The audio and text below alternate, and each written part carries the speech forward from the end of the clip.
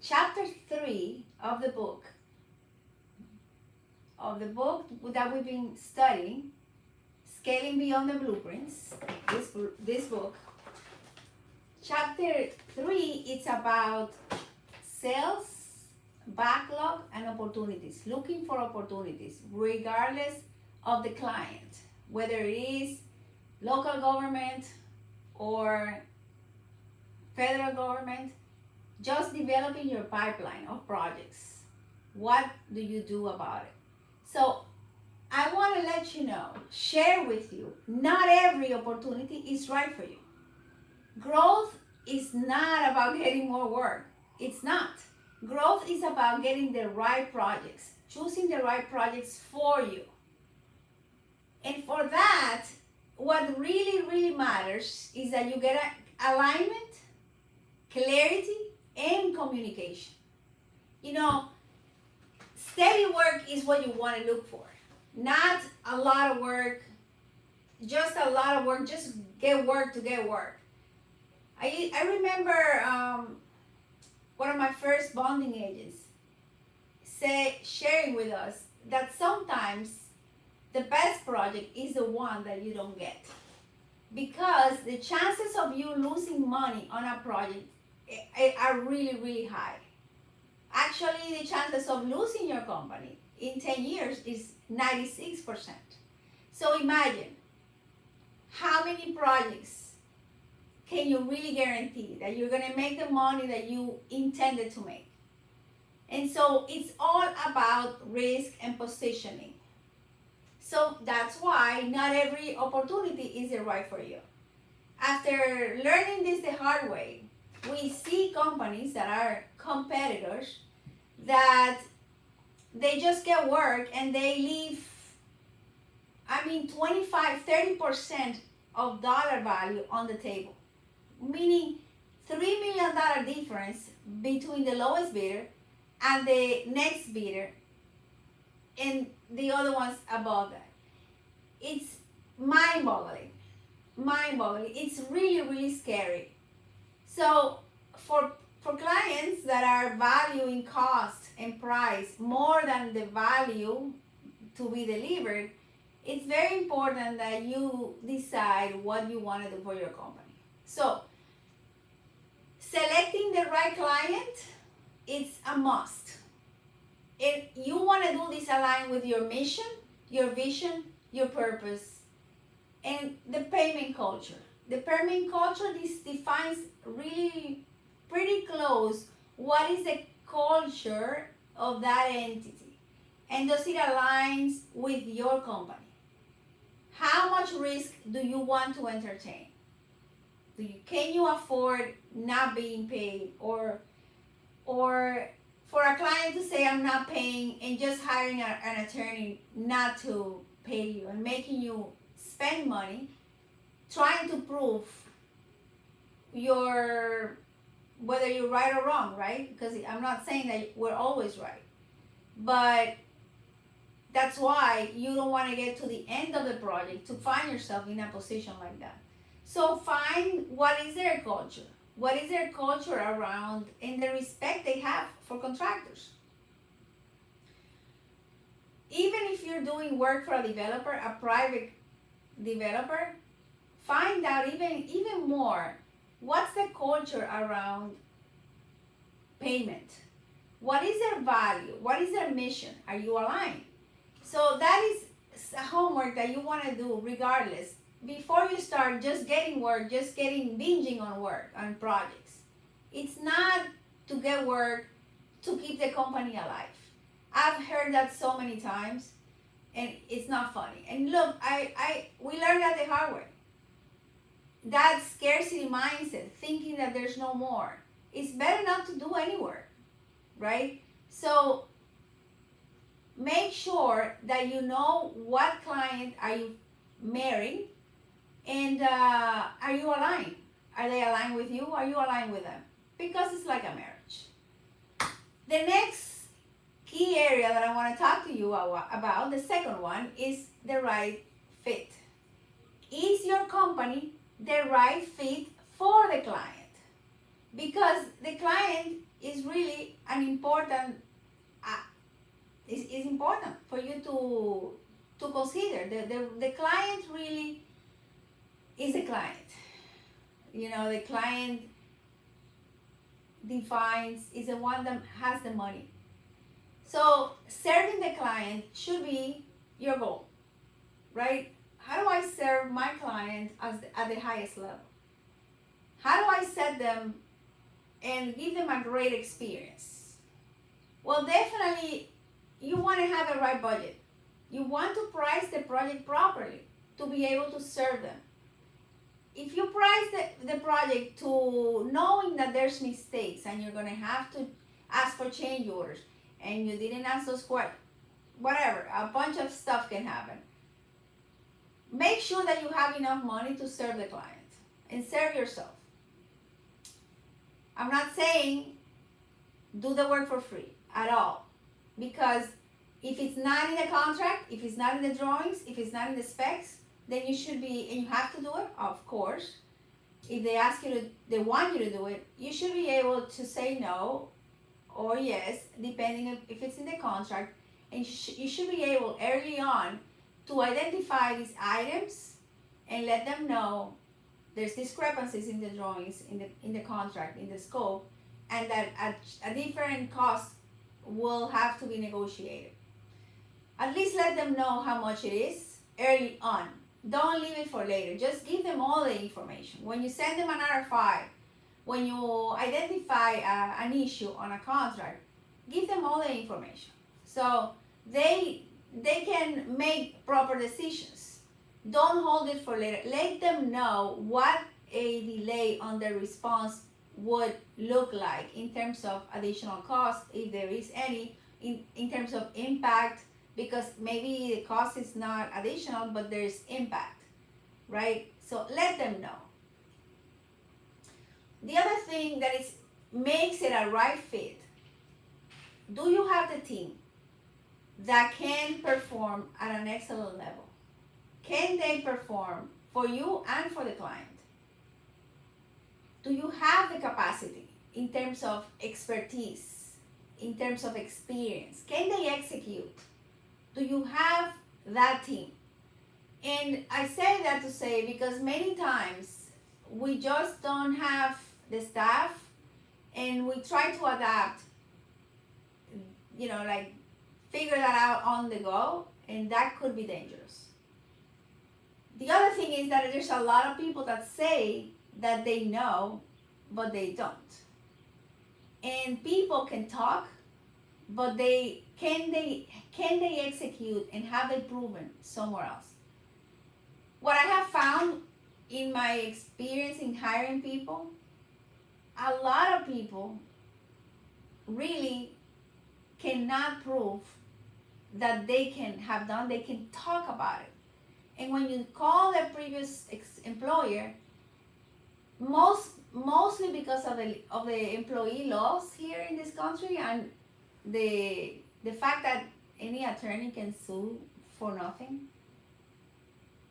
they don't tell you the truth. So you could be hiring someone that then you're super excited, but in reality, they cannot do a schedule. They cannot build properly.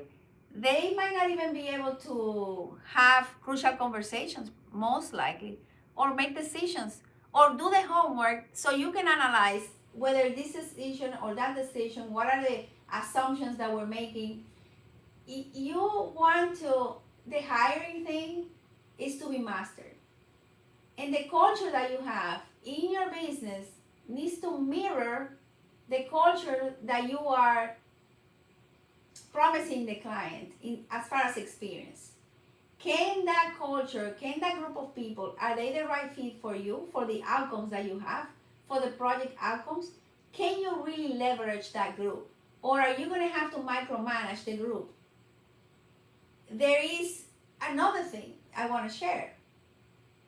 Can they come to you when there's a mistake, or when they have made a bad decision or the wrong decision, or timeliness of decisions is crucial? Will they come to you and assume responsibility instead of letting the problem, because I've seen this, I've learned this the hard way. You have a team, they know how to talk well, they talk, it's like a salesperson, but execution wise, there's no accountability. They can let the job linger, and you might be the last person to find out. So if you don't have the right management for the project, or a way of understanding where the project is at any point in time, that's an issue. That's why growing without these systems, as far as people, budgeting, and understanding competitive advantage, can be a disaster waiting to happen. You might be the last person to find out how much money you lost on a project, right? Because people are not accountable. At the end of the day, they're in salary, they're not accountable. So that's one item, one key, other than choosing the right client, which we just talked about, that you want to really master.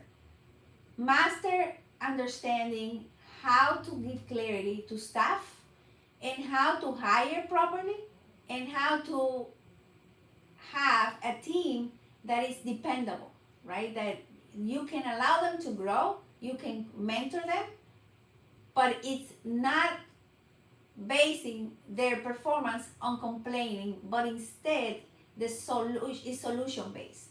It's looking for solutions all the time and taking action all the time. The third thing I want to share, as far as not every project, not every backlog is the right opportunity for you, and it's not. I often compare it to a relationship, right? A project is a relationship. It's like a marriage. I don't know anything else to compare it to. To me, it's a perfect comparison, because you really can get a project. It's not that difficult to get a project. It's not easy, but it's not that difficult. You get it on the wrong project, and it could be terrible. And I learned this the hard way, the really hard way. The wrong client is like the wrong marriage, can cost you fortunes, but also the brain damage, the pain associated with it. You have good intentions, but it doesn't follow through. Your expectations are not met. So with this, I really want to caution you, and I really want to invite you to understand your assumptions. What are you assuming?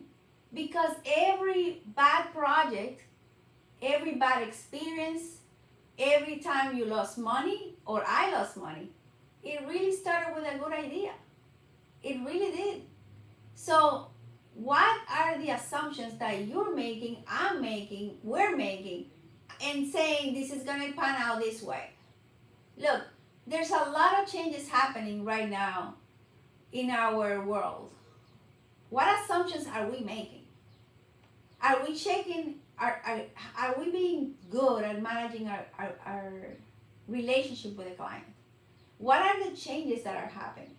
Are we being proactive about the relationship with the clients? And what are the risk management approaches that our trade partners are taking?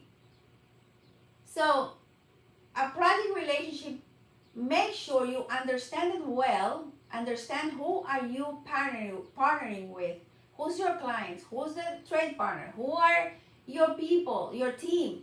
All of those are partnerships and are kind of marriages. So before you say yes to any of them, but we're talking about projects, what are the non-negotiables? What are my assumptions? How am I evaluating risk in this area? What are the options that I have if this works the way I want it to work, or if it doesn't work the way I want it to work? What's the level of risk?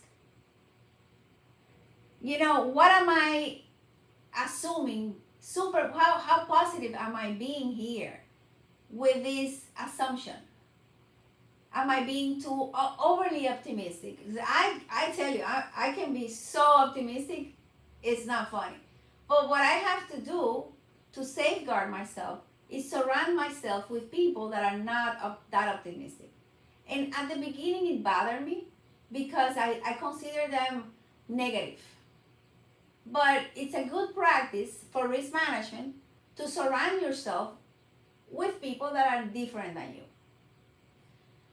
So a project relationship is like a marriage, and it can be amazing or it can be a disaster. And if it's amazing, it's growth, you're learning. There could be moments of pain, but you're overcoming it. There's a common commitment, there's alignment, there's clarity. And when there's no clarity, there's communication, which is key. Alignment, clarity, and communication. But when it doesn't work, it means a lot of pain. You're setting yourself backwards because you have to stop in your stuff in your tracks to readjust, realign, and restart. But it also means money. You know, you could be here financially, and when there's a divorce, it could be, you know, here. It depends. Really low. In a project, it's the same, and it depends. So, do your homework. Look for alignment, for clarity, communication, because what you really want is steady flow of work, which is essential for construction, but you want to do it considering risk. So in the next chapter, we're going to talk more about procurement. We're going to talk more about sales. And if you haven't done so, I would suggest that you take the risk, get the book, Scaling Beyond the Blueprints, and it's in Spanish too. I'll show you the title in Spanish. Más allá de los planos, porque todo no son los planos. Los planos no te dan toda la información, te dicen cómo construir. Los planos son el manual para cocinar. Los planos son el manual de construcción, pero no te hablan de cómo realmente asegurarte de que tu empresa de construcción te dé los profits, te dé las expectativas que tú tienes cuando empezaste esta compañía. Así que toma tu libro, que nosotros vamos a trabajar en las preguntas, que tiene un montón de preguntas que te van a hacer pensar. Te van a hacer pensar más y tomar tiempo para pensar y diseñar la compañía que tú quieres. Así que con eso te dejo y te veo en la próxima. Coge tu libro.